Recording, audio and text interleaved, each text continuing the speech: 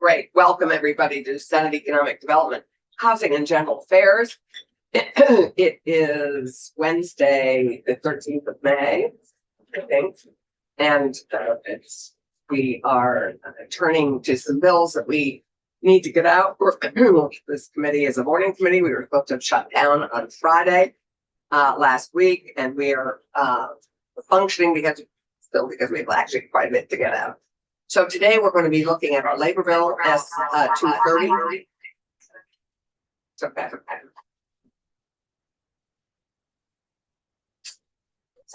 Yeah, thank you. And as you know, we don't have possession of it. It's on the floor, and we are going to be. I would entertain. This is what I'm going to propose at the moment. The non-competes. S 230 came back to us pretty much as we had sent it out, with one modest exception, and I'm hoping we're going to be okay with that. However, it came back with the non-competes. I think the non-competes is a big discussion, and we, sadly, the Senate is in an awkward position of not having the time to really address it. I would suggest that we accept the non-compete about the healthcare workers, because that was well baked and more fully thought out than the rest of the non-competes. And there are issues with the language, which we understand from council and from others that we need to work out before we can do that with the time we have available. The second thing is the last minute issue that was brought to us by the DSEA to resolve parking lot solicitations at the Department of Corrections. I appreciate this is an issue. I also appreciate we do not have the time to take it up because it's not as simple an issue as everyone thought. It's in rulemaking. DOC is having a hard time coming to join us with these conversations, and we don't have the time to extend the conversation. So Wanda Manoli, the Commissioner of the Department of Buildings and General Services, has offered to facilitate a conversation between the DSEA and the Department of Corrections to resolve this issue with a proposal and a recommendation for next year. And that I'm going to ask us to consider this morning as we pass out, hopefully 2:30.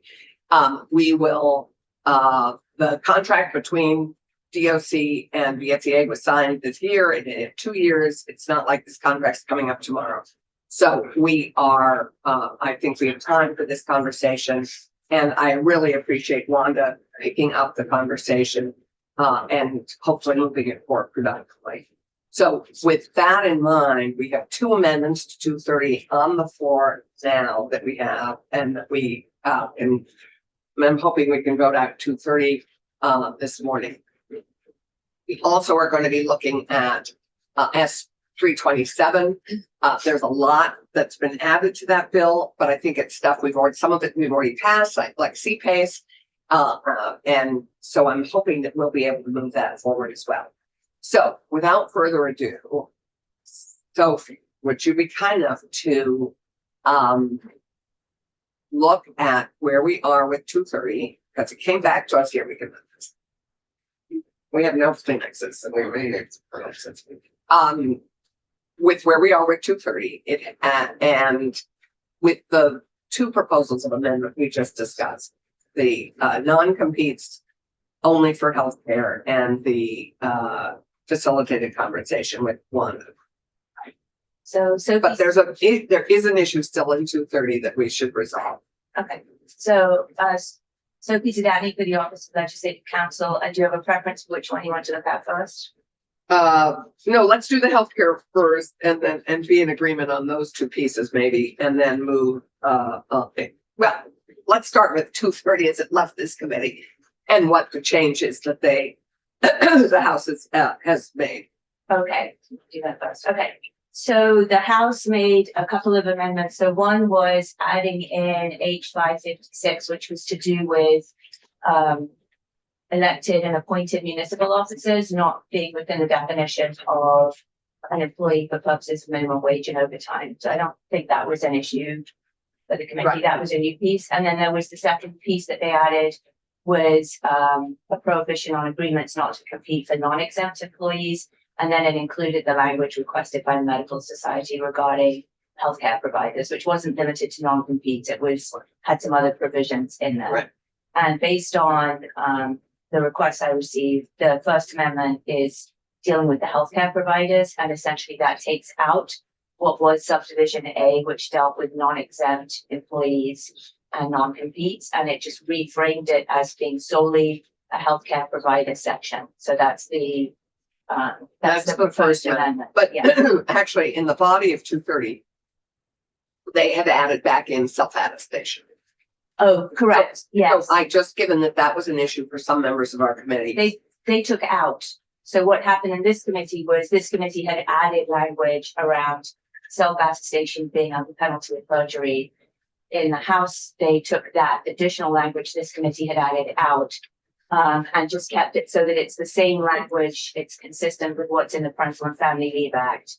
And they had testimony from the Attorney General's office, as this committee did too, on that. So that was also a change. Right. So that's change one. The non-competes, we talked about bringing in 205. That's a huge conversation.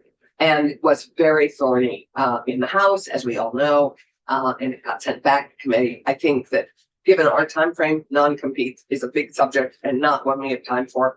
But I think we have time. I think we all were in support of the healthcare edition. So you want to talk about that amendment first? Yes. Okay.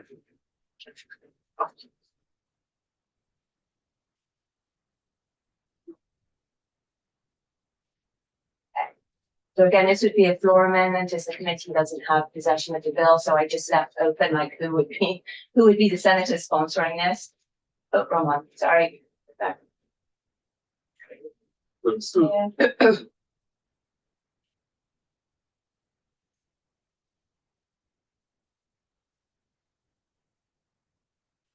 Using, they've got basically the same name. So. Okay. So this is language you've already seen. It's just reformatted. So now it's just agreements with healthcare providers. I didn't call it non-compete in the title because it's not limited to non-compete agreements, but this is essentially the language that came over from the House dealing with healthcare providers. And again, this was the language you've already seen. There were no changes to this. The only change, and it was something the Attorney General's office picked up, which I'm very grateful that in all the changes that happened in House General, there was just some language missing, this and enforcement provision. So essentially, anyone that has a claim under this provision, if they're a healthcare provider and they believe their employer has violated it, they would be looking at the same penalty and enforcement provisions that are under the Fair Employment Practices Act. And this amendment would be placed in a new section under the Fair Employment Practices Act.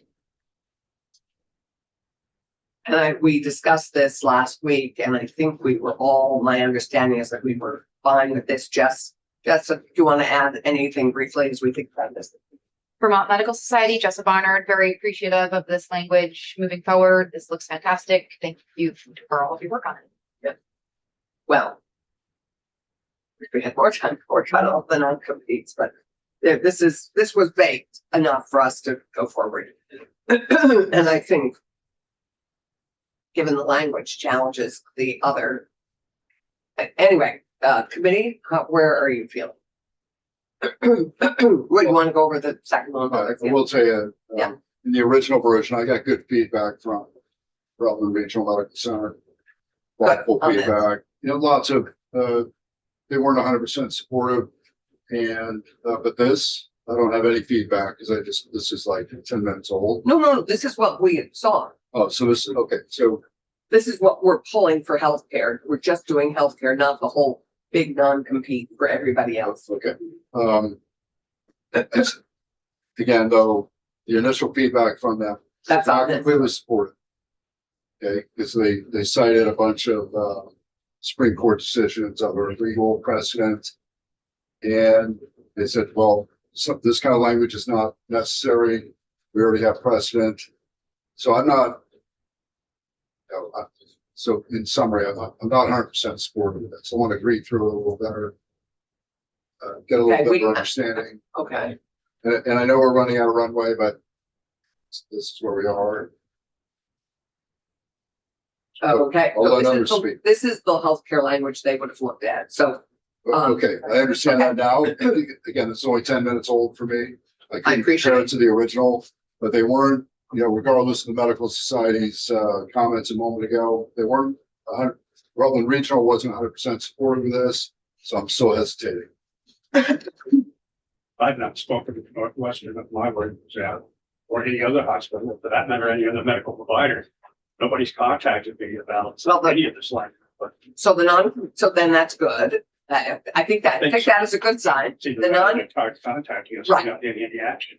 but the non-competes have been in since the House passed it. So it's not like it's new language to Yeah. them. They have been watching this since Well, the House For passed. example, what healthcare providers are covered by this?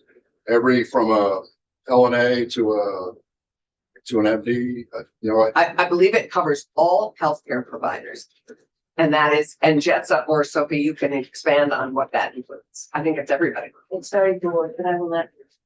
Jetsa, Jessup Barnard Vermont Medical Society, yes, it is very broad. It's an existing definition in Vermont law, and it includes pretty much everyone who provides healthcare services. And we have been in touch with our other partner healthcare associations, and we have not heard any, at least association concern, opposition. This was really consensus language among a number of healthcare associations, including the hospital and healthcare system, the Vermont Association of Hospitals and Health System. Our understanding is no Vermont hospitals currently use non-competes. Though obviously I can't speak for the leadership of every single hospital, but at least when the association reached out to their membership, they were also comfortable with but it. Devin, the hospitals were involved. in Devin has drafting seen this and are language okay. many times. Otherwise, we would have Devin in here saying tell us. I have the impression that this is very common in other states. They've been doing this for healthcare providers. Can you also just succinctly describe what's the problem that we're solving by effectively banning these non-competes for healthcare workers? Yeah, good question, because again, in Vermont, we typically don't see them with Vermont employers. Really, one of the issues we are trying to address is actually staffing, out-of-state staffing companies. So traveling nurses, locum tenens physicians who come for a short period of time, and the local Vermont healthcare provider that actually wants to then keep them. So that person visiting may have a non-compete from that staffing agency. And if the local entity wants to keep them as a permanent Vermont employee, they want to stay, it's been a great relationship, they may be prevented from doing so from a non-compete. So what's in existence in Vermont is actually more that situation than Vermont employers using them. From the feedback we have heard working on this language and a number of committees in the House. So that's my full support. Mine as well, and I've heard, for me, it's a good sign that, when there's an issue, we tend to hear from people. So and this was passed by the House. It's been, as far as I can tell, supported by the hospitals and by the medical society. So That non-compete is from a contract from another state. It still applies that they are applying to Vermont, when you just wouldn't honor that non-compete. Exactly. That was just, yes, very intentional language that we proposed, and actually then the House refined it a bit to be clear that a provision of that contract has to follow Vermont law to try to prevent that provision from being drafted in an out-of-state, being subject to the jurisdiction of the out-of-state language, so that it would still be allowed even though they're providing services here in Vermont. So help Vermont poach talent, all for it. Yeah, it really is it's really a workforce development and attempt to keep people here locally. Yeah, on the surface, I have no objections. Provision, however, I'd like to take a little time. I don't have time. I mean, this is, Today, I know, I'm make sorry. contact beforehand, and I'm not gonna vote without having really digested something. Okay, Yeah, then but we're if just I gonna can- have to battle this I out. can just comment, I thought the pro tem's comment about the amendments, being ready because they're on the agenda. Yeah, it's been on the agenda now, though, sadly, for a long time. Yeah, but this is, here we are. It's Yeah. now 15 minutes into it. I thought that was not an appropriate comment today. Yeah. Sometimes we need a few minutes, Yeah, pause a day, meet in the morning before the session. I That was really inappropriate. appreciate, I know that adds pressure to you. that's fine. I don't- I'm used to pressure. We're okay. If we need to take time to digest it, but I would like to vote it out as soon as we can. So that will mean tomorrow morning, first thing, and we have had a possible vote on the agenda for a while. So it's not, I'm not trying to surprise anybody. This is simply trying to move the calendar and move our work along. We've already taken out the big conversation, which is the non-compete.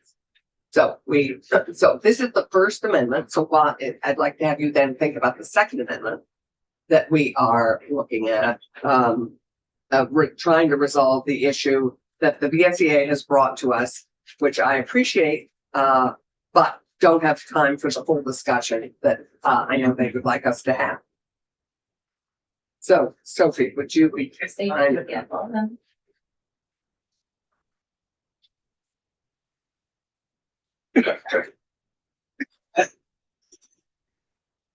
So this would be adding a new section to be section 3C, and it would be session law.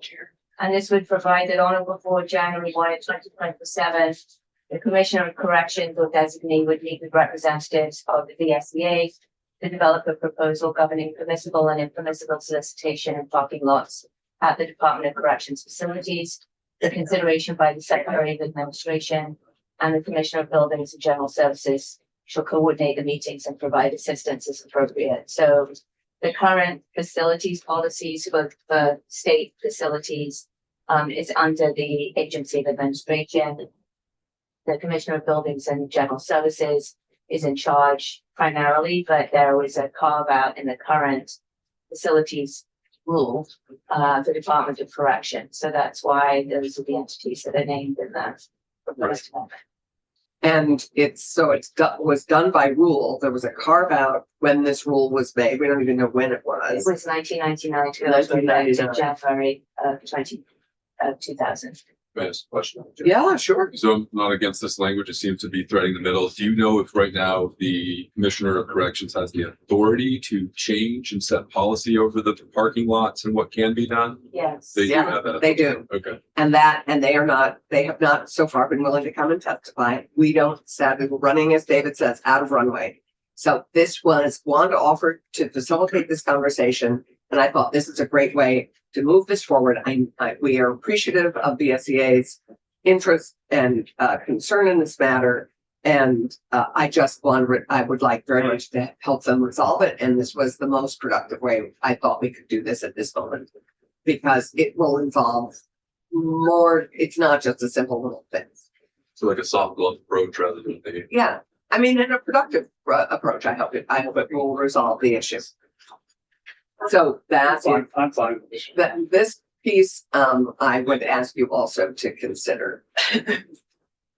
So, I think, and the self-attestation in all, just as we're being fully transparent here, the last piece that we just need to land is the change back to the original language of self-attestation for the victims of Plastic violence. domestic violence, actually, right? And It's a written self-attestation, is that correct? Right. right. So I would hope we would be okay with that, and we will come back if you guys would check with whoever you need to check with. Appreciate that. And then we will vote on this first thing tomorrow morning at 8:30. Is that okay? Yep. Great. Thank you, everybody. I'm very grateful. Okay.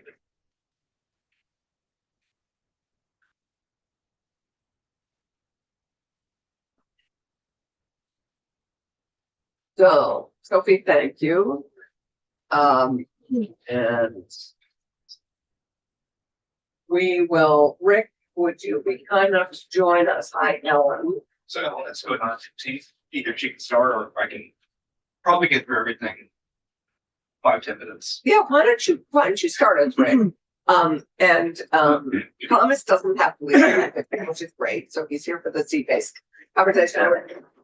I know that he has been a supporter of this effort. Anyway, Rick will remind us that we voted on this as it went through the Senate.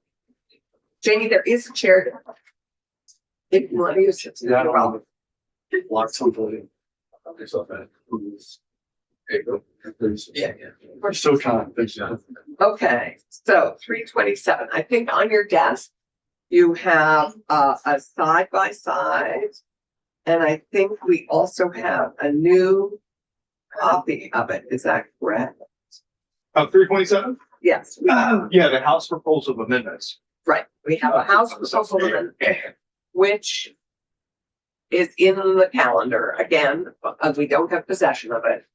We can make amendments to it, and we can concur. Yep. I just want to wait. She's just posting it. I'm gonna join the Zoom here. Okay, great. So there are, quite a few additions, and I just want us all to appreciate them, before we vote one way or another. So, thanks. Good morning, Rick Sagal with the Office of Legislative Counsel. And would it be easier to share my side by side or the House proposal? Yes. I'll usually do the side by side. Let's do the side by side. And if people have concerns, we can go back to the language. How about that? Does that make sense? You all have the side by side? Great. Got 2 seconds. It's got a 138 versus 327 and 327 versus 3. They took 138 and just attached it, and the 138 we passed out. So, Okay, so I have the side by side of 327. This is the economic development bill that you started in this committee back in January of this year. The left side is the as passed by Senate, the right side is as passed by the House. The purpose section was deleted because the purpose at some point didn't really Oh, you're reflect. right. I see what you're talking about. Yes. Okay. Got it. We should be walking through the one that has, it looked like this. We have 2 others that look like this. Mine has my name on it. The Ellen's, okay, now I appreciate it. Ellen's is Ellen Tchaikovsky's and Rick's is say, It's anonymous. it's anonymous. But I'm gonna out him. It's fine. Rick. All right. Okay. So So, section, thank- section 1, the purpose section deleted because the purpose section didn't reflect what was in the House version. So no purpose section. Sections 2 through 6 were deleted by Senate appropriations after this committee passed out. You may remember various allocations for brownfields, for small business supports. Those were not brought back in by the House. However, some of those did get into the budget. And if you go to the JFO webpage, you can see in the budget, which I don't have that for you, but JFO can provide that information. If you're wondering if a certain Wait, department, legal, just to quickly refresh, I think the legal clinic, our support of the legal clinic for small businesses made it through. Our support of the Vermont, additional support for the Vermont Small Business Development Centers made it through. And I believe, and micro business made it through in the budget, but I'm not sure our addition made it through. We'd have to check. and I'm always hesitant because the budget's not done there, right? So Ah, if it- things it- happen the last second, so. So appropriate to keep them Yes. deleted. Because they're in the- Section 7 is the business study that was born in this committee. It's the Lyle Jepson Department of Economic Development study. The House made just a few non-substantive changes to the language. The main change was adding the stakeholders. The Senate version didn't have the stakeholders listed, so here you We have said stakeholders. right. They were just mentioned, but they were not written out. So now you have several stakeholders. And so there. that's on the 3rd page. On page 3. Yes, I don't have page numbers either, so. You don't, I just, that's why. Was page 3 is perfect. Okay, on page 4, Okay, and the stakeholders, we are the obvious players, although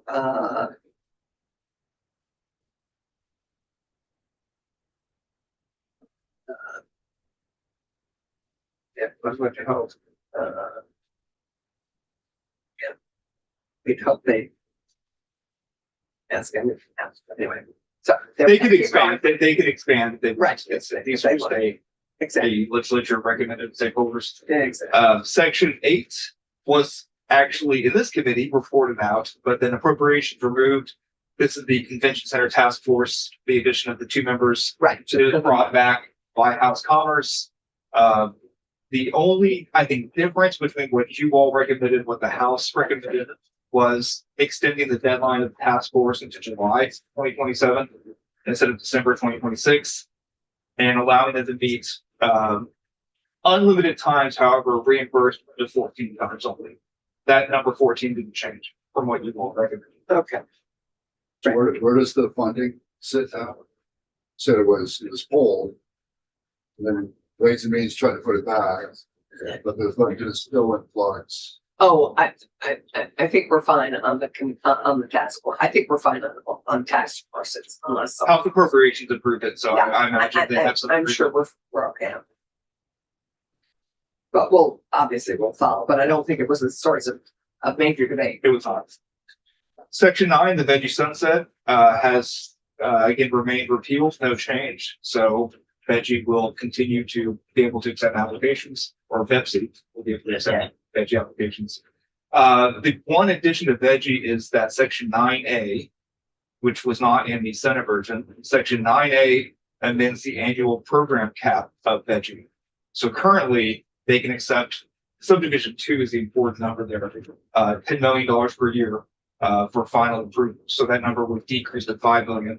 My understanding is they rarely hit that 5 million. They Correct. typically are under 5, especially since I COVID. think Jessica testified, and I may be wrong. Jessica, sorry if I'm wrong, but I remember it being sort of around 2 to 3.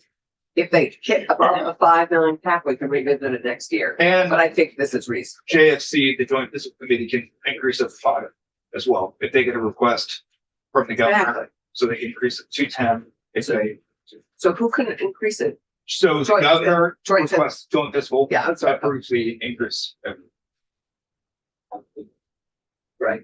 Okay, I'm sorry, moving fast because No, we we have have- time strange here. Section 10A is the Culinary Institute, which in this committee was specific to the creation or the viability of a culinary institute. House Congress changed it up a little bit from culinary institute to culinary and hospitality. Post-secondary education is the focus. Which And from the Office of Workforce Strategy and Development to the Department of Labor, they took on the task. So switching of the, I'll explain that briefly. They lost the person at that office who was really going to take it on. Greg Turner, who we've seen him here. And I think at this point, without Greg to really drive it, we had to find other owners of it, as it were. And the Department of Labor, Kendall Smith, who's been pretty invested in some of this piece, but very kindly and generously, along in collaboration, hopefully with the chamber. Yes, there it is. In collaboration with the chamber, is going to lead this important work. And Megan's in the room, and I would thank the chamber for agreeing to step up, because these are all additional tasks with no additional staff. Although you will have a retiring senator who's going to be hopefully very involved, who wants to help support this, so you can count on her as extra labor on this. If you want. and a few other addition of a few stakeholders that the Senate version didn't have. So we can just kind of conforming the Senate version to adding hospitality as well, and then focus on post-secondary and not just a specific culinary institute. Right. Although that might be part of things. It could be. Okay, section 10B is new, and this is a separate but related task. This is going to be a hospitality and culinary apprenticeship pilot conducted by the same Department of Labor. They talked to Commerce about this. I think it was their idea, in fact, to set this up to determine if this type of apprenticeship program is worthy of their resources. So it's a 2-year pilot. They will, this is all new language because it didn't exist in the Senate. It'll be implemented in a hospitality-based regional economy and include multiple employers, including at least one large employer within that same regional economy. So after the 2 years, they will report back to this committee in House Commerce as to whether this is something that should be permanently created and whether they need more support to stand it up. I think this is a great idea. I mean, this is a huge piece of our sector, of our most important, one of our most important economic sectors. So anything, creating an apprenticeship in it, I think is a terrific idea, and we'll see how it works. The pilot details indicates it should be implemented in a hospitality-based regional economy and include multiple employers located within the same regional economy. Does the drafter of this have anything specific in mind? This looks like it's written for something that somebody has in mind but hasn't stated. So can't speak to the intent behind the language, but I think we're all reading the same words, and I'm guessing there's some type of, because this is labor's idea, and I have to assume that they have something implemented. I'd like to know what that is. Is it- Megan, do you have any, Something does anyone in the hidden room, here. can anyone in the room shed light on this? Who's behind me? Oh, Jill's got my back. Who drafted this? Well, Well, Rick so, drafted yeah, it. I mean, who drafted this? Jay Ramsey. This is well, from- labor, it's labor's language, and we work together on the language. I think this is giving them a little flexibility, but also my guess is they do have something. My guess- I don't know what that was. My guess is they have some employers in mind who are willing to host the apprenticeship as a pilot. That's what I was, Megan, do you have a thought? Yeah, Megan Sullivan, with the Vermont Chamber of Commerce, forgetting my titles, but, I'm texting Jay as we. talk. yeah, I think the idea here is just looking at other opportunities, in which to help professionalize, potential employees for these jobs and, using what has worked well in other industries with apprenticeships, to pilot in this work, in hospitality as well. I think, we're likely to see it, there are a lot of smaller employees in this sector, so having sort of multiple employees be able to team together, I think is an important reflection of industry needs and the seasonality of it. So that there's an opportunity to help people professionalize in this industry in a way that helps them find that sort of full time. Yeah, it's like, I know what they're talking about. But that, I'd like to know who they're talking about, where they're talking about. Right, I just This asked, is just, this has the impression of a hidden behind the scenes deal that somebody has made and Oh. trying to put into legislation without our being aware of the discussions. I don't know of any deal. I think this was the Department of Labor, trying to come up with some innovative ways to address the workforce needs here. right, and I think this is all very exciting, actually, and I've asked Jay to weigh in if he can. And if not, he'll have an email for you to look at later. Sure, Okay. share more copy, Allison. And- Well, Just, yeah, if no, you need a no, quicker answer. yes, oh, good, so, and also, yes, we can ask Mike. Okay, and then I may do one or two more, then want to go to Ellen, so she has Yeah. time to talk about CPACE. Great, Uh, yes, Section 11 was the Connecting Vermont to New York study. My understanding is that House of Commerce had that language looked at by House Transportation, and they told House of Commerce it's not going to work as you think it is, so they struck out that section. Want to fight on that? no, it's sad. I think we need to do it, but you tell me if it's still. I don't see any support statements. Sadly, I think realistically, there was no support in the House, and as we know, no support from AOT. So it's, Actually, it was- offline, they're very, online, they're yeah, which is a pain. effective. Should we switch to Ellen or do this next? Uh, The rural. let's take a break and switch to Ellen, and then we'll come back to 12B. Not necessarily, Okay. that takes time. We want to, you have your short on time. I don't think that's the Oxford legislative from this. I did, under my name today is the This the side. other side by side that has my name on it. It's because it's specific to just speed pace. So speed pace passed out of the Senate. It came out of the Natural Resources Committee when it was S-138. When it went over to the House side, it was sent to House Energy and Digital Infrastructure.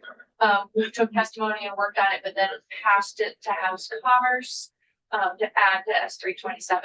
So there aren't many changes that have been made. But this committee, you'll remember, did not Right. just discuss it in depth. We voted on it on the floor. I know, Thomas, I think you sponsored the bill. Did you initially sponsor the bill? I did, but what I sponsored was like one letter change. This is a much different comprehensive Okay. thorough bill that I think a lot of people did a lot of great work on. Let's Give go. you credit for it. Okay, fine. Rick Um, especially. So would you like to tell us what it does and why we should be supporting it again? Because I'm in full support again. I think everybody needs to understand. So CPACE stands for Commercial Property Assessed Clean Energy Projects. This is a program that has been adopted by more than 34 states. It's a higher number than that. Vermont already has a residential PACE program. And this is a financing mechanism to finance renewable energy projects. But the commercial PACE is very different than what has existed in Vermont for the last 15-ish years. It was exclusively for residential projects. So this is now about commercial and industrial projects. And it allows a town to vote to become a PACE district. The district covers the whole town. But when they do that, the town serves as a part of a transaction between a commercial property owner and a private financer. Private financing is granted as a loan to a property owner to finance specific type of projects. Under this program, it is renewable energy, energy efficiency, water conservation, or resiliency improvement for a property. The loan is secured as a lien on the property and is a first and prior lien over other liens on the property. And the payment mechanism, which is why the town is involved, is that it is repaid through a charge on the property tax bill. So a private lender lends funds to a property owner. The property owner makes an agreement with the town saying that the town will collect the loan payments through the mechanism of the property tax billings cycle. Under this bill, unlike residential PACE, municipalities do not have to be there. The municipality We already have residential PACE. we do, but no So- one is using it. No one, Because under residential PACE, the municipality itself is usually issuing the debt or guaranteeing the debt. This system is much more about a private lender and just having the town be the pass-through. So the town can be as involved or as not involved as they choose. but they have to vote. It's, the select board has to vote. The select board has to vote because it is using the municipal property tax mechanism. But the town can hire a program administrator to do that for them under this program. If they would like to not be administering the program themselves. So a couple changes that the House made, they added the definition of what resiliency improvement includes. And that's different from residential PACE, but also slightly different than what the Senate initially passed. They've added, they've gotten rid of that. It starts January 1, 2027, so that it can start as soon as this bill Right, passes. They've added a reference to the commercial building energy standards, to be more specific about the improvements that can be made to meet those codes. They've also clarified that the combined amount of the loan cannot exceed 90% of the appraised value as stabilized or as complete, to make sure that it is not the original appraisal. They also just added a clarification that this does not in any way affect taxpayers of the requirement to pay education property tax. And I think the last change that they struck a provision that the Senate had added that said the program administrator cannot also be the private lender. They struck that provision, so now a lender could also serve as as the program administrator. Overall, though, it's pretty similar to what we've already supported in the Senate, and I think we support it. So just quickly, we have the chair. Just quickly, we're gonna interrupt. Mike, do you have 2 seconds for Ellen to finish? Could we give Ellen 5 minutes to finish? Then we're gonna ask you to talk to us about the apprenticeship, which people had questions about. Oh, great, thanks. So Ellen, why don't we finish on CPACE, because Ellen has to leave. There's a spot right over there, like, if you want. Good, thank you. I had a question Yeah. regarding, you had mentioned somewhere along the line, it's the placement of this in line with other debt on the property. Does it move ahead of any severe debt? It does only if there is lender consent. So there is language in here requiring consent of all other loans on the property. Thomas, do you want to say anything? Because I know you support this. I mean, we all supported it, but I mean, I know you. I can say what I said on the floor, just to refresh our memory, is I do think this is really good, sensible policy, because it's just enabling language, and residential pace is all sorts of issues, and I know it hasn't been taken up, but commercial pace is for people that know how to pencil out projects and that how to make things work. This just allows for long-term benefits to be aligned with short-term interests so that that would carry for the property. So there are projects I hear in the wings right now that would take advantage of this, and I think will unlock both economic development as well as improvements to properties that will address our clean energy goals. So I just think it's good policy. It's not forcing it down anybody's throats, just giving them a choice. Great, terrific. Thank you. If we have no other questions for Ellen, we're going to liberate Ellen and let Mike we're going to go back quickly. Thank you very much, Ellen. Yeah. To the apprenticeship, the culinary and hospitality apprenticeship. Thank you for joining us. Thank you. We are looking at S 327. So it's a moment to talk to us about anything in it that you changed and why you did it. But the questions we had, I think Randy and David maybe had a question on the culinary and hospitality apprenticeship. And Randy had a specific question about the regional aspect of it and whether it was already, whether there were already businesses that were interested in hosting this apprenticeship. Anyway, you had a concern about the regional language. Yeah. Where are we on top of page? It's not a page number, it's under pilot details. So paragraph 10B, and that is, it refers to people being a pilot, a hospitality-based regional economy includes local report. Based on discussion, was there a particular regional area that folks had in mind behind this language? Well, for the record, Representative Michael Martoff, the Chair of House Commerce and Economic Development. We didn't really hear of a specific region. I think when talking about regions, we're looking at could be Killington region, where there's, the mountains there, all of the restaurants that surround that. Also, areas that are closer to CTE Center.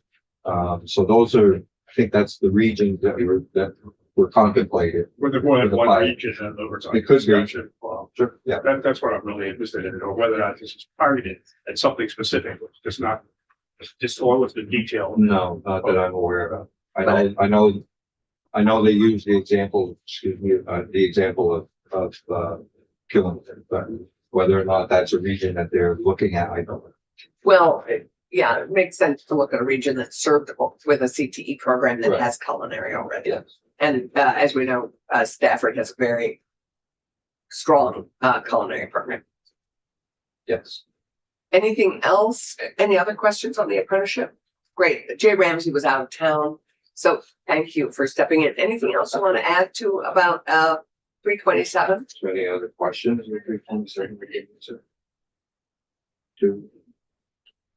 Yeah, the CPACE, we just finished discussing CPACE and Yeah, we found that interesting when it came to it. When it came to us, there was a question about the administrators and how to figure that out. I think the program itself is going to figure out who the administrators are going to be. And so we removed some of that language that came over to us from that. Otherwise than that, we think it can do some good. And I think that is the one, that and the apprenticeship are the two big additions you The made. rural program, which I'll get to next. And the rural program. Would you like to say a little bit about the rural, just before Rick launches into 12, which is the rural industry development grant program? So a few years ago, we started that program with the RDCs in mind. Some of them have industrial parks. They were having a hard time putting buildings up, selling, and so we found we instituted this. We used $5 million,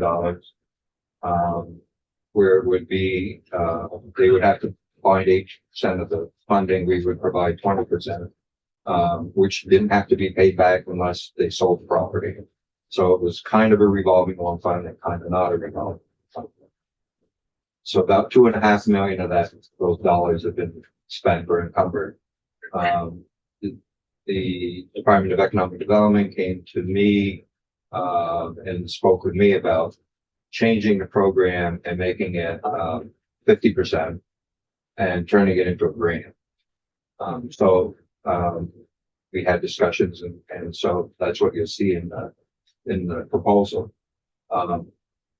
And that's for the 2.5. I believe in Senate's proposal, the budget proposal, that there's also $2 million in there to continue to finance the written program as well. This is money that we have already that has, There's 2.5. 2.5 million at ACCD. Correct. And from what I understand, this is, allowing money to go to federally impacted properties.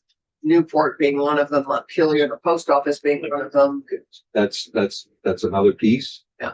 So, also develop language that if there's a project, any projects that are in a designated downtown or village center, and if one is in a REIT zone, if they're in a REIT zone or they're in a federally impacted or federally declared disaster area for the last 5 years, that they can access 100% of the funding, up to $2 million. And I think Newport and Montpelier are two examples of who could access those 100% funds. Right. Newport, Because of is severely EB5. impacted from Yeah. EB5. Still have a hole sitting in the middle of Main Street trying to get that developed, and this would help them, or help NVDA, which is our RDC, purchase the property and help that development happen. I know that there's others in Montpelier that are trying to figure out the post office, and that could help. Which remains offline, yeah. Right. So we were about to walk through that section, so given that you have added that, so that's the other section that you have. Yes. Great. Any questions for Mike? Thanks. Good. Thank you for your work on this. Thank you. Yeah, much appreciated. Okay. Thank you for taking time. You're welcome. Anytime. Well, maybe not, but thank you. Well, Yeah. Thank you. All right, once again, Rick Sagal with the Office of Legislative Counsel. So 12B. So yeah, 12, well, I would start with 12A, because there's the structured language there. The program was created, this RIDF, Rural Industry Development Grant Program, was put in the budget in 2023, which is kind of interesting. My belief is that if this program is going to be maintained, and especially with the new appropriation, it should be in statute. That way people can find it and see what it is, learn about it, and maybe apply the in it.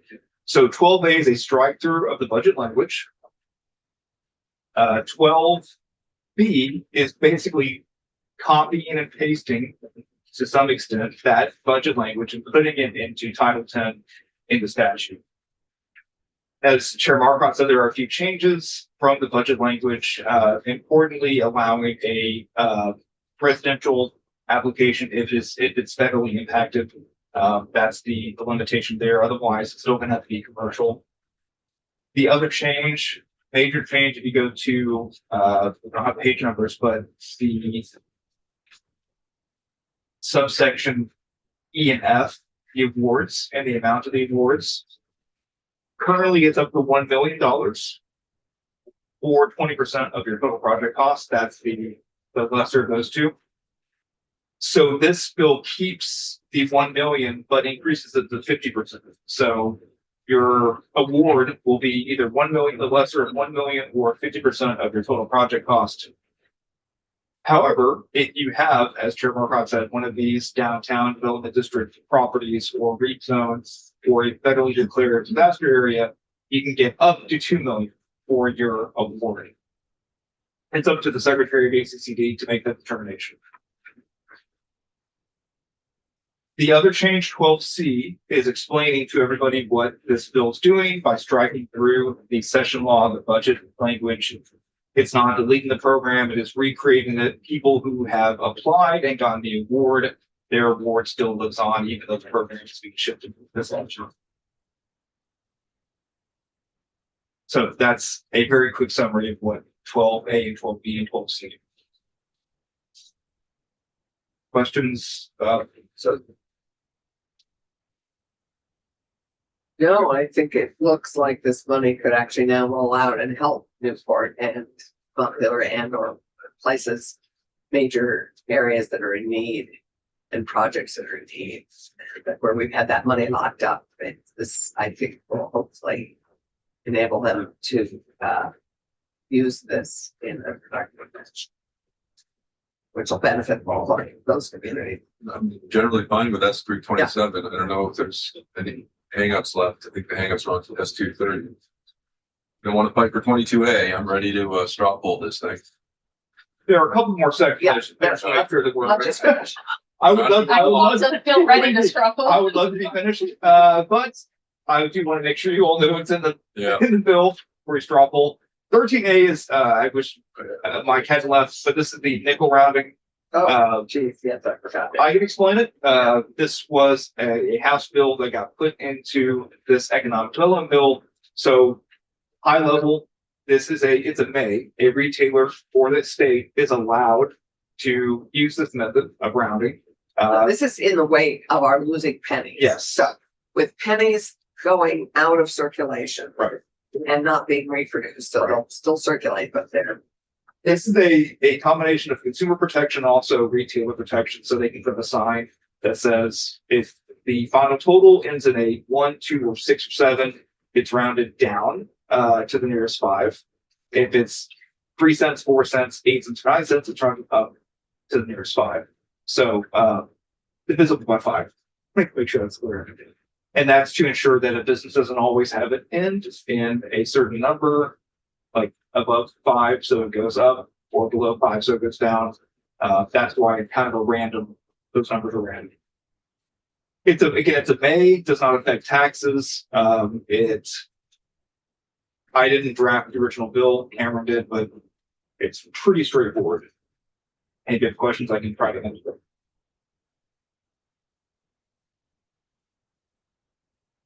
Well, and it's something we probably need to address. It's, Retailers are already doing this. Retailers That just are doing it. provides them a clear and, state approved method for doing this. we have the chamber in the room, so I'm just gonna defer to the chamber if there's any comment. Maggie Lance with the Vermont Retail Grocers Association. Ah, yes, and This Maggie, is a big thank you. priority of ours, and this is a method, they call it Swedish rounding, sometimes they've used it in Canada for years. They're implementing this in other states and CSL and similar legislation that they're encouraging, so this is a really important proposal for our provision for our members. So, if they're already doing it, this sort of just gives them basically. There's statutory steps around, so permission. it gives them, exactly, it gives them security, clarity. I think, I'm not gonna speak for Beaver, but they did testify, they were saying that this was, I think, one of the most fair ways to do it is this symmetrical rounding. So I think from the consumer side and the retailer side, this is the most fair way to do it, gives security and clarity. It'd be very interesting in a study of this after a period of time, a mathematical study, looking at final bills for people in grocery stores and whether or not there's a disproportionate number of bills that end in a number greater than 0.5. I'll bet you there will be. Well, I believe that's what the bill tries to address by making it not just above 5. If it's 1, 2, 6, or 7, that's what, yeah, right. So it's random enough to be fair, is that what we're saying? I think, yeah, Maggie, there's a term for it, Swedish rounding. Called Swedish rounding, symmetrical rounding. It's like Bedford's law that is testing audit validity. And it's only on cash, to be clear. So Right. if you're using a credit card or a debit card or any other type of card, it's just because of loss of penny. So using a card, you're not rounding. Correct, of course. Oh, that's right. And then sections 14A through, I think, F are CPACE amendments. The B through G, I think it goes G, are conforming the R-PACE with the addition of CPACE. So that's just technical changes. And the effective date is on passage. For all these sections. So that's 327 as passed by the House. So, I think we were gonna make a moment, any further discussion on this, because we have nickel rounding, we have C-PACE added, which we've, in all fairness, voted on already. So that's really the new things here are nickel rounding and the rural, what are we calling it? The rural business Industry Development Grant Program. industry development RIDA. grant RIDA. program. Thank you. And those are really the new things. And then the budgetary deletions, and we're gonna let everything run with the budget, in terms of the programs we supported. And, it's the taking out sadly of the 22A study. I move favorably the straw poll vote S 327 as received from the House. It's a hands. We don't. Right, I know that. Straw poll. Good. I just didn't know how to write in my handwriting. Okay, all those in favor of concurrent? Okay, all those opposed? Thank you. Straw poll 5-0.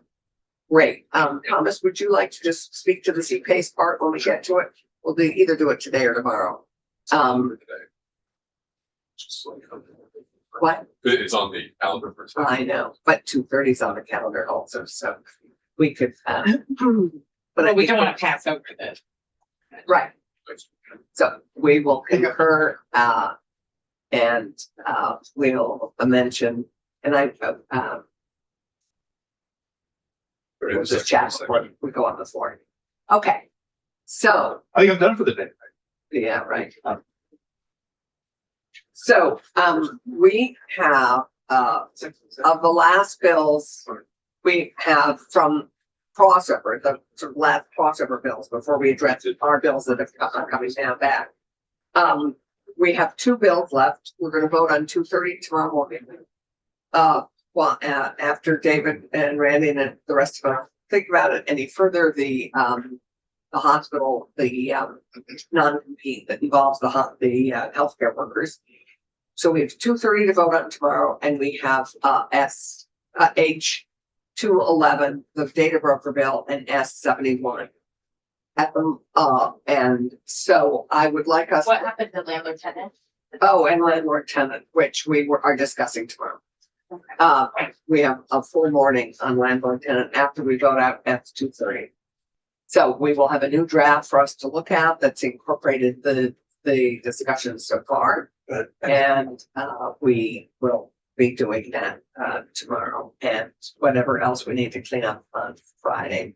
We will also begin to be looking at the additional bills that are coming our way. Just to remind you, we're still waiting on cannabis, which looks like it's going to make its way to us soon. We have S-198, the nicotine addiction bill.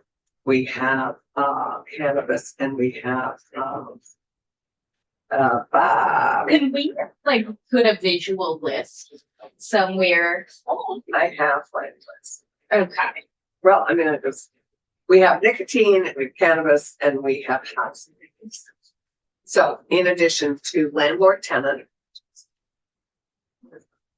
We just have Okay. 3 bills that, as far as I know, are still in the house that are coming back. I do feel like every day we're hearing just something a little bit more about which bills we need to get out and which bills. I will clarify that. Okay.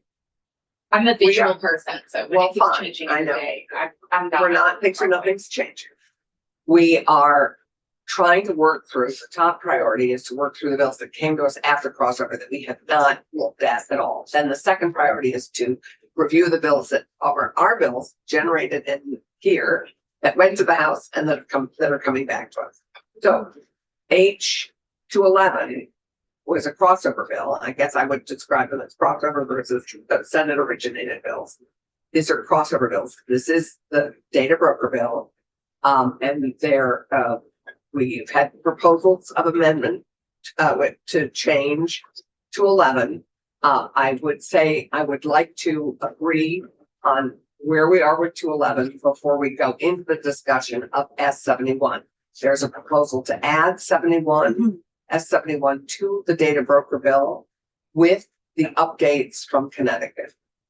Fine, but I want to land 211 first and come into agreement on where we are with 211 before we move to 71, Right. because 71 is a big bill, Thomas. My residual concern is I would just love to see the definitions. So if we could look at the H211 definitions, that I just want to make sure for consumer and publicly available information that we're not conflicting and that we're still aligned with CT. So I like what you just said, Madam Chair, but I need a refresher on the last document of H211 and what those definitions are and how they relate to us. I have an existing concern. Maybe you talked about your discussion with the chair of commerce on the genetic That's a data different bill. bill. Well, Right. it's a different bill, but when I voted for that bill, it was with the understanding that these bills won't all get combined. That was not part of the deal. What was That the was- deal with commerce was, no, that was not part of the deal. The deal was that if we included the 2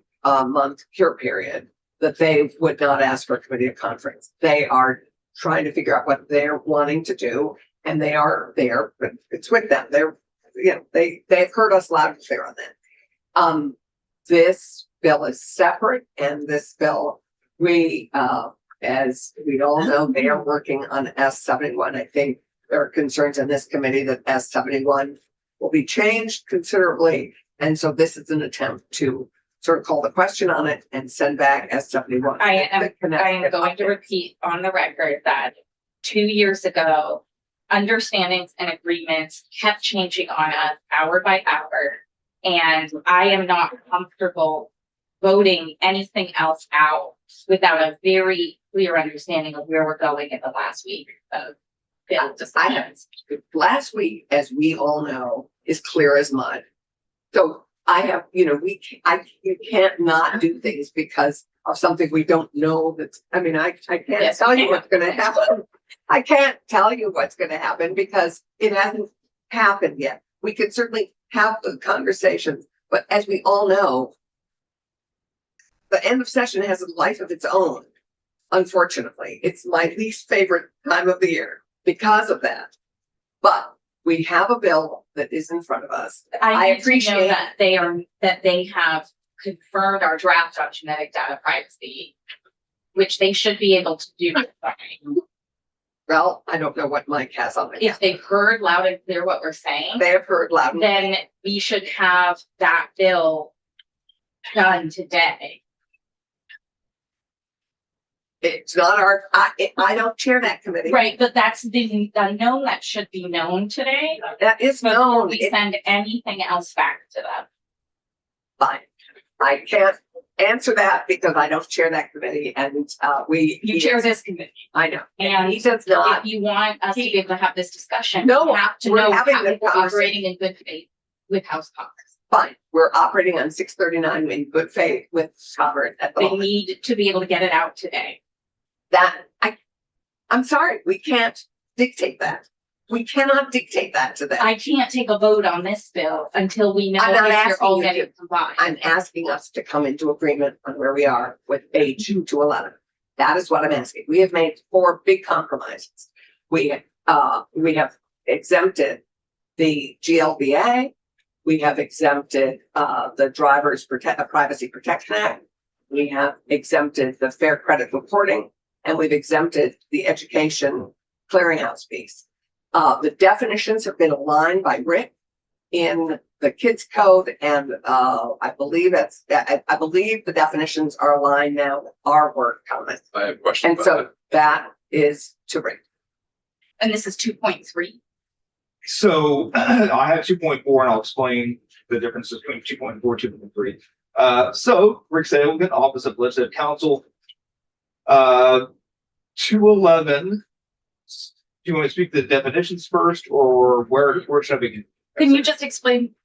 So where did 2.4 come from? So I sent 2.3, I think Thursday or Friday, so last week for y'all to look Right, at. remember, before I came we're in. all supposed to Yes. read 71 so that we could begin to Okay, discuss. but this is 2.4, Yep, so yep, what happened? yep. 2.4. If I can explain it. I there's a few things I caught that were not in as that passed by the Senate that should have been caught. Okay, That was a very quick process. I made that known to the committee that was way too quick. So I missed a few things. okay. Mostly exempt, they're in green. So the changes in dark green are the change from 2.3. You have them in green. We don't have You it. have 2.3. 2.4 is different. We have 2.4 right now. Oh, okay. It's in dark. It's not in colors. Yes. So 2.4, I can start with there's several questions here about the definitions. I understand. Maybe I should clarify that. Senator Chittenden has a question about definitions.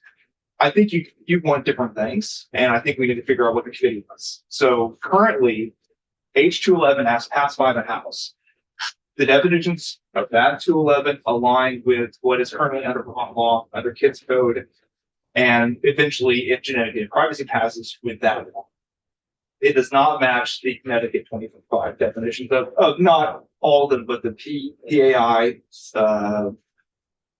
biometric data, those don't align because they don't align. And I think they should align with what we passed in S71 and with Connecticut. Kids are always having a different standard. We have a different standard for kids, and I think for the general data protection laws, regional consistency is really important to me. And so I'd like to revisit that as a committee.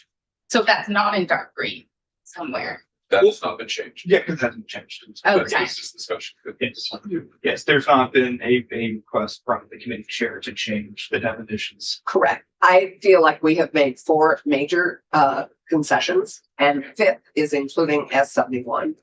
I would really like to keep the definitions as they are, and I would like us to be able to make those 4 major concessions, several of which I was not thrilled with, but I am willing to do this because I am supportive of the committee members who were wanting to do that. I You am want us to not. vote on it? Let me finish my sentence, please. I am not supportive of changing the definitions at this point, and I am happy to either go into conference over that, or I mean, we're adding 71 with the Connecticut updates. That's like the 5th big addition. So I would say we have made. I feel like I have made to an industry that is not based here in Vermont. We're talking about there is not a single data broker that is housed as a business here in Vermont. Madam Chair, we're not I know. compromising our concessions. Yes, we are. We're making This is a compromise. committee discussion, and so I I'm would say we're just happy- a committee on this point. I'm just telling you how I feel. I feel like the definitions are good, and I would like to move to 71. But if the definitions are all something that all of you feel that we need to discuss, I'm not happy to discuss them because I think they're fine as they are. But if the committee is wanting, if that's the will of the committee to discuss, I'm happy to discuss. Well, I would take out happy. I'm willing to discuss. I am not currently a yes on this bill. If we address these definitions, I could get that.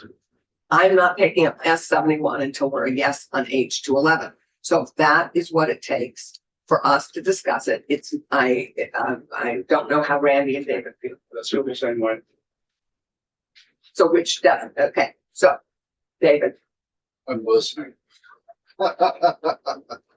I'm just trying to see where you guys are going. with so this. I would like, And the issue of the reconciliation, one of the major reasons for looking at passing this individual data privacy bill was because of trying to align more with what the rest of New England is doing instead of 52 different bills that employers who operate nationally have to comply with.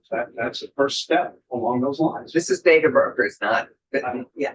So, and I just want to make sure we have all the issues on the table with 211 before we get to 71. So Keisha, you had another issue with 211. Or are you okay with 211 other than definitions? I don't even know what we're talking about anymore. I- I'm trying to make sure I understand from Senator Chittenden. Yeah. What he's putting on the table that we're going to vote on is making sure our kids code definitions stay intact, Yes, that's But- given, but otherwise going with Connecticut's model. but that's Sure. S71. I have no idea what you're saying about that because what we talked about was making 211 71 Yeah. so that we could get it out of here. So if I don't know, I'm gonna go with Thomas. Oh, you can go with Thomas. Okay. This is what we're dealing with. This is all under H 211. We are talking about adding S 71 to Yeah, H 211. so I'd add But, 71 to 2. yeah, no, I feel like you're moving the goalposts and I am not hearing moving out. a single goalpost. The goalposts are still where they are.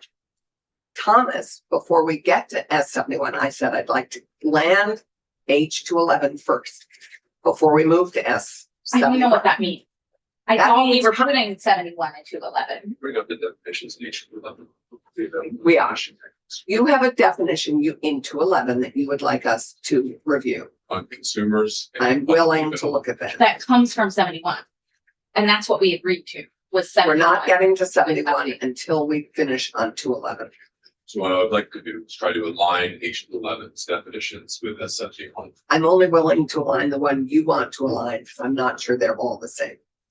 I have no idea what this conversation means. I'm being completely honest. I thought that what we were doing is moving 71 into 211 and then looking from there at conflicts with other policy areas that we've had discussion about.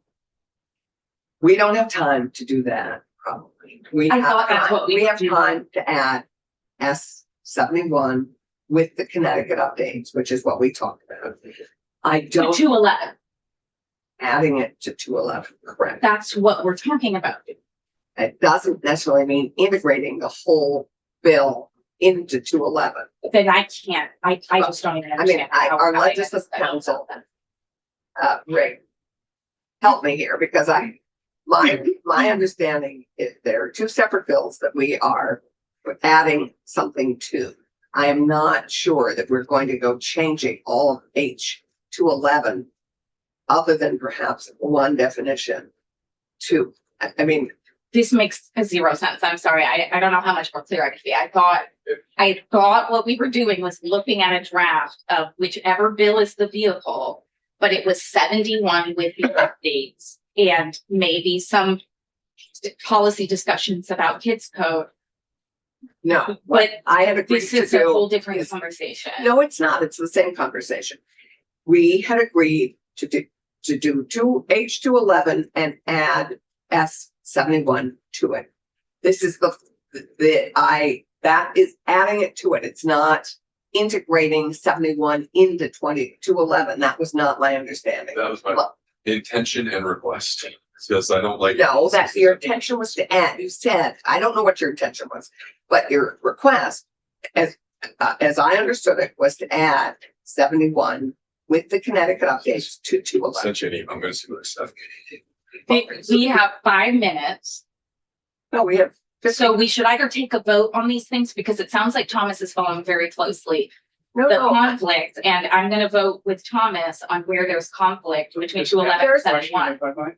yes. That is, in the event that we do not integrate it, do we run a risk of having what's in 11, what's in 71, have a conflicting definition somewhere along the line, have a reconciliation. So if I'm Yes, 211, as passed by the House, is a data broker bill and data broker security breaches. It is not necessarily a comprehensive data privacy bill. The world of data brokers is this world, right? That's kind of separate from data privacy. The definitions may not always align with Connecticut 2025 or Kids Code because they can't always, right? There's some things that we can't align, like publicly available information, they even align with this. Are you saying that But- Connecticut doesn't have a data broker? They are if they do, it's not what we have done or California has done. They don't have the same, to my knowledge, level of data broker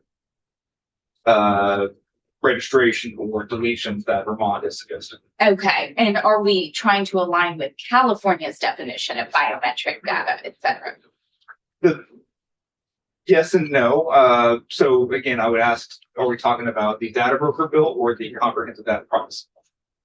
Because they are different bills, I right? do they're not different envy you, right? bills. I Appreciate you. Yes, But and that's, I and think that's, we're trying, I think the principle that we used with genetic data privacy was that I am not trying to go out and be the first in the nation on anything. I'm trying to use sound reciprocal law from other states that's working and getting data brokers registered. So unless we're harmonizing with another state that has passed something that has set a standard that is becoming common practice, then I have no idea, honestly, what we're doing. And I can't listen to concessions or not concessions. We have to discuss the merit of what we're talking about and understand it to have a real conversation. And I need to know that whatever definitions we're talking about or discrepancies align with something that exists on paper in another state, or that we're making a conscious decision to go beyond that definition.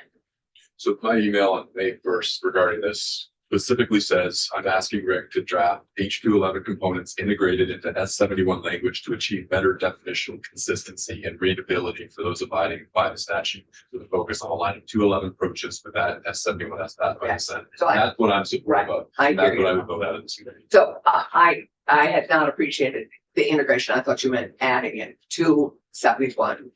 I mean, to 211. You have to And so integrate. But integrating it is a different thing. Thank you. It is a different thing altogether, and that's a lot. But that's the line of my questions here, and that's where I wanted to Right. achieve consistency on consumer and No, available. thank you. Thank you for clarifying that. And I understand is what we're saying then, that we're not dealing with a data privacy bill this year, that we're just dealing with the data broker bill. If we had S71. My objective was to deal with what the House sent us, the data broker bill. The request was, as we now fully understand it, was to integrate, which I had not appreciated. I thought we were adding 71, and I think council, I think we were under the impression of adding it rather than integrating. Right, so the H211 you're looking at is adding S71, which I believe they can coexist. You have two separate bills. You have S71 that's in the House now, and you have H211 here that are able to coexist as long as I'm aware of what's going on. Like I told you guys from the beginning, part of my job is to ensure we don't have conflicts, right? Right, As so the you bill- drafted them to not have. Yes, so integrating 71 and 211. But they have S71. Right. So they could just add 211 to S71. Same with your You draft. don't even have agreement on genetic data. So yes, I'd actually still support adding all of S71. So whichever vehicle gets chosen, we're not dealing with like being in outer space. Right, but integrating it fully, which I apologize, I had not. Oh, fully so I'm appreciated. still with Thomas. No, well, fine, I mean, but Well, we just the have 5 challenges minutes. are, So I think we need to look at what Thomas is asking for. we're hearing it, but that's a different work than what we have in front of us, is that correct? Yeah, so we already have existing data broker registration on the books. We have data brokers, some regulation, not very much. H211 is a huge breathing. Right. And now you're bringing in a brand new comprehensive data privacy law. The way California did it is they had their comprehensive law. They're separate. Several years ago. Right. Well, but then they brought in data broker the Deletion Act a couple of years ago that is integrated into this comprehensive data privacy. Vermont did it the other way around. You started with data brokers, now you're going to add on a comprehensive data privacy bill. It's doable. But we're talking about a major reconstruction of that data broker chapter influence. So I guess, but I'm asking you, Rick, like, as a human being, maybe it's not doable. Maybe we get agreement from the House that we're just doing a data broker bill, so our heads don't all explode. And so because if we can't get that agreement from them, then we have to put all of S71 in. If we get agreement that this year we're doing some version of a delete act and we're focusing on data brokers, that's a reasonable conversation to have. I agree, but I had a committee member, I had 2 committee members, because you were supportive of Thomas's request to add 71. It does complicate things if we have to do that, because I'd much prefer to pass out H211 on its own, but. I'm just asking for 2 definitional things to address. So that's where, I mean, maybe this is there, but those are the concerns that persist. Integrating the rest of 71 into 211, I think would be a huge piece of work. Correct. So I'm just. Consistency, maybe a lighter lift. But we haven't passed 71. But that is the question. If we cannot get any agreement with the other chamber, we have to unfortunately ask Rick to do more work. Because if we should have our chairs having some understanding that we're just doing data broker work in a data broker bill. But if we don't have that agreement that they're not gonna do data broker work or some other work in our bill, then we don't know which vehicle is going to be up for discussion, and we would be putting everyone in a position to fail at actually trying to harmonize our work.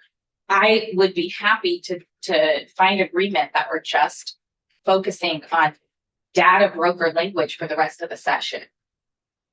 Well, I can't control what the House is doing. I can certainly discuss. I can discuss our path forward, which we have been discussing.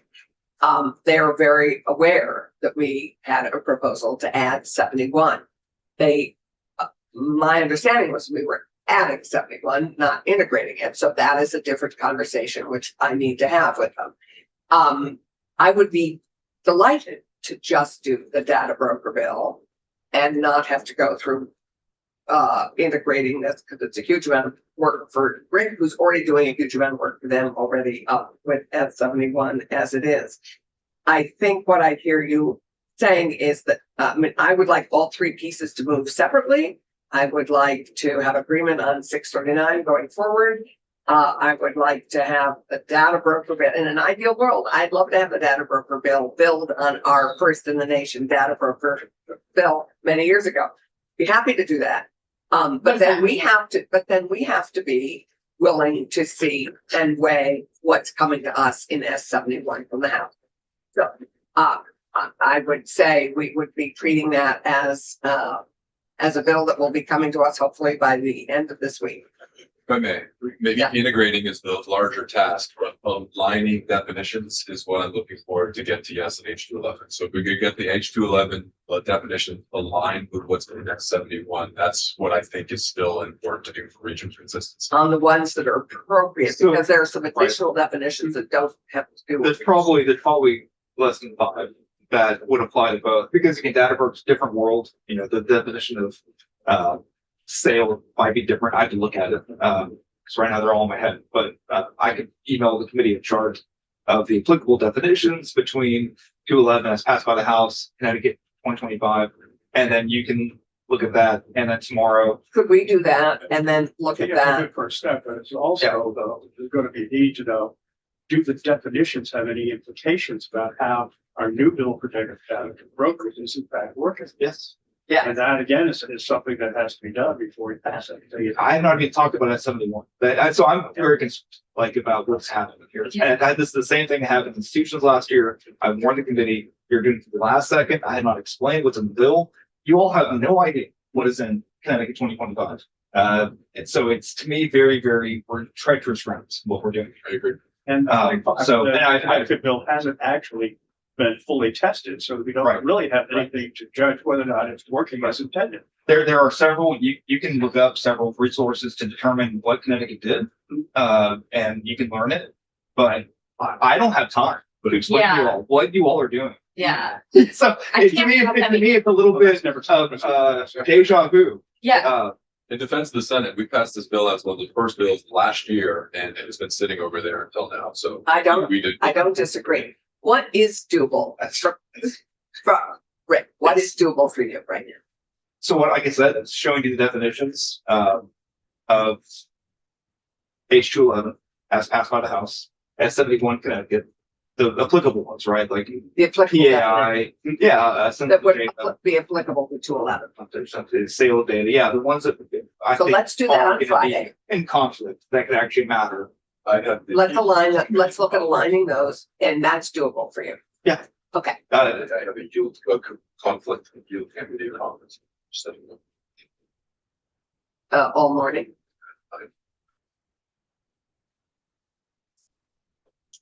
Yeah. But you could maybe see those ahead of time. Yeah. Okay. So let's finish this agreement. So that is doable for you without. Rick? Yeah, yes. Sorry. Okay.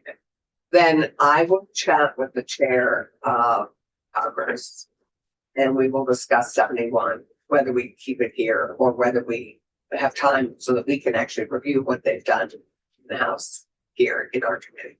Because if we don't have time to do that, Just to be clear, to Rick's point, if the House sends over something with a lot of crazy other definitions, far misaligned with Connecticut, I, as one senator, am not going to vote, right? So I'll just put that out there now. So I support adopting a regionally consistent approach with the Connecticut model that the Senate passed unanimously a year and a half ago.